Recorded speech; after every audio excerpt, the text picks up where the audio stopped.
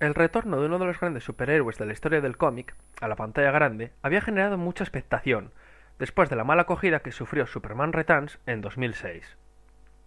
Mucho se había especulado sobre la cinta, la cual, teóricamente, tenía muchas papeletas para conseguir un buen resultado gracias a un prestigioso reparto, con importantes figuras de Hollywood, un presupuesto muy elevado, 225 millones de dólares, y un reinicio de Superman, que independientemente de ser o no necesario, eso depende del punto de vista de cada uno, se antojaba como una reinterpretación del universo de Superman muy ambiciosa y muy trabajada.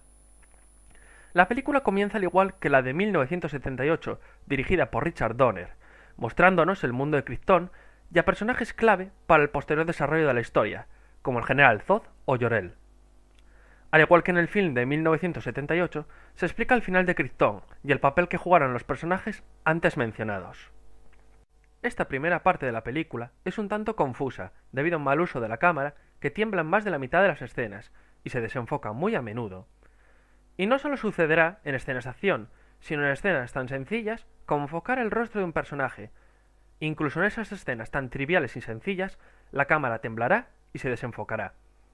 También se aprecia un uso abusivo del zoom, como en una escena donde Jor-El está volando con un animal y se capta esa escena desde el aire.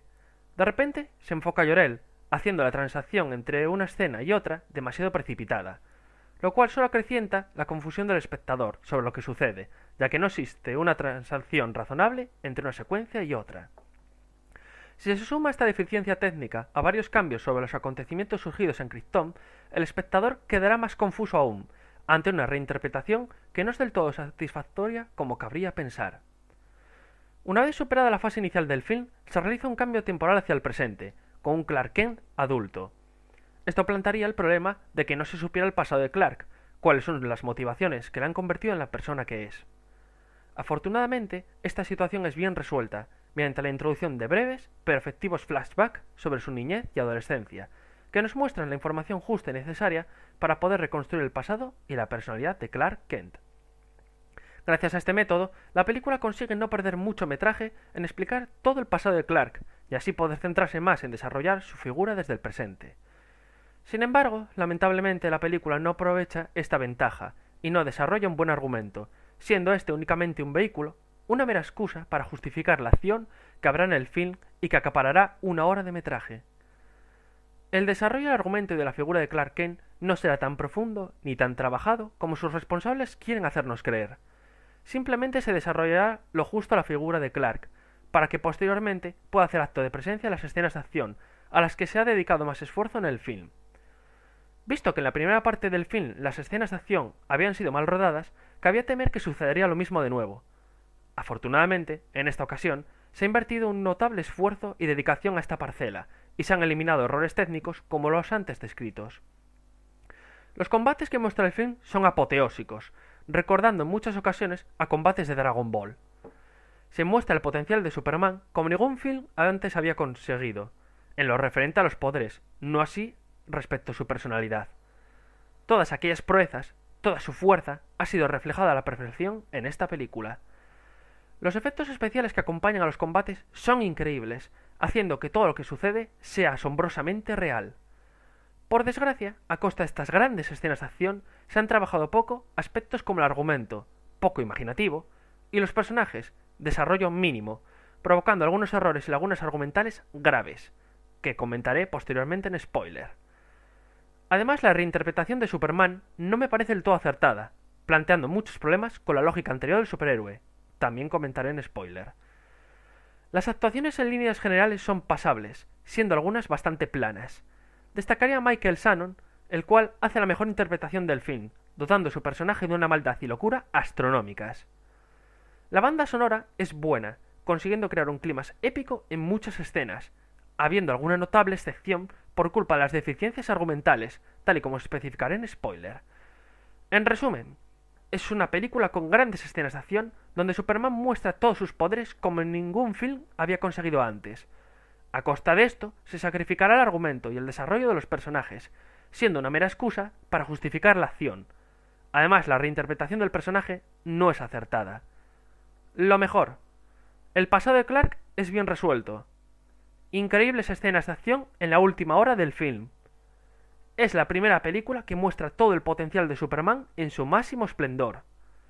Excelentes efectos especiales, la actuación de Michael Shannon, buena banda sonora.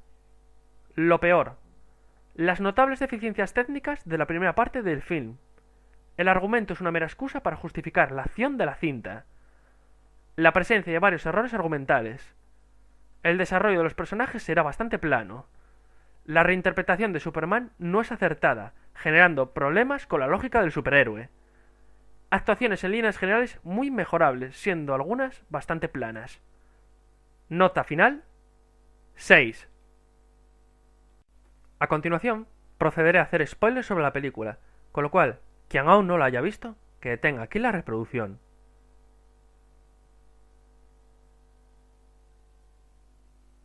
Una clara prueba de que el argumento ha sido poco trabajado es la exposición deficiente de cuál es la causa de la invasión de Zod a la Tierra. Todo se resume en un invado a la Tierra porque soy muy malo y me encanta matar todo lo que se me ponga por delante. No hay apenas profundidad, un motivo que justifique estas acciones. Solo se darán dos, y serán cerca del final de la película. Zod quiere reconstruir Krypton usando el planeta Tierra para tal fin. El motivo se antoja insuficiente para justificar el genocidio de toda la raza humana. La otra explicación que se aporta es que Zod fue creado genéticamente para luchar y matar, una excusa barata a mi modo de ver. Algunos errores y lagunas argumentales son: primero, ¿para qué quieren la sangre de Clark cuando sube la nave de Zod? No hay explicación posible. Segundo, ¿cómo descubre Lois la solución para acabar con Zod y sus secuaces? No se explica nada, simplemente aparece de repente y dice: «Conozco la solución». Además, la solución implica tener unos conocimientos químicos bastante importantes que dudo que poseería la señorita Lane. Tercero, ¿por qué la madre biológica de Clark no huye de Krypton? Tal y como se muestra en la película, la destrucción no sucede de inmediato después de salvar a Clark, sino que aún sobra tiempo, por ejemplo, para juzgar a Zod y sus soldados y enviarlos a la zona fantasma. Entonces, si dispuso de un margen de tiempo tan notable, ¿por qué no cogió una nave y se marchó del planeta antes de que éste explotara? No le veo sentido alguno. Además, tratan de hacer la escena épica, mostrándonos cómo ella mira la destrucción del planeta mientras perece. No hay nada épico en ello, ya que se podría haber salvado sin problemas. Cuarto, la escena de la muerte del padre adoptivo de Clark. Al igual que en el caso anterior, se trata de hacer una escena épica cuando no lo es. La escena de su muerte se justifica, argumentando, que si Clark le salvara la vida, quedaría al descubierto su verdadera identidad. Sin embargo, Clark posee supervelocidad, de tal manera que puede moverse en un espacio de tiempo brevísimo, lo que significa que podría haber salvado a su padre, llevarlo a un lugar seguro y volver debajo del puente, ya que nadie hubiera sido capaz de notar su ausencia. Quinto, en la cinta se comenta que la nave de Clark pesa 9 toneladas, con lo cual deben usar un avión especial para transportarlo hasta la nave de Zod. ¿Cómo consiguieron entonces trasladar la nave los padres adoptivos de Clark hasta la granja? Sexto, cuando Zod está luchando contra Superman, al final de la cinta, comienza haciéndolo con su armadura. En una determinada parte del combate, decide quitársela, lo cual lo hace más fuerte. ¿Por qué no se quitó antes la armadura, sabiendo que si lo hacía podría volverse más fuerte? Y no vale la excusa de que no lo sabía, ya que él mismo había explicado que los kryptonianos, al llegar a la Tierra y entrar en contacto con una atmósfera de menor gravedad que en Krypton y una estrella más joven, se volvían más fuertes. Problemas de reinterpretación de Superman. Primero, empieza a ser una mala costumbre que todos los superhéroes tengan dudas sobre si quieren serlo, y ya cansa ver cómo aplican esto en personajes que nunca tuvieron ese dilema moral. Segundo, en las versiones originales de la historia de Superman, los kryptonianos poseen superpoderes al igual que Clark. En esta versión cinematográfica no poseen dichos poderes, como si de humanos se tratasen.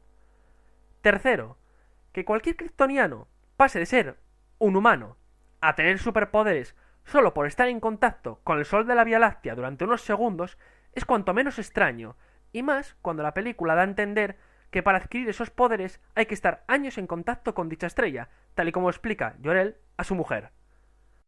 Cuarto, Lois no conocía la identidad secreta de Clark antes de que éste entrara a trabajar en el Daily Planet.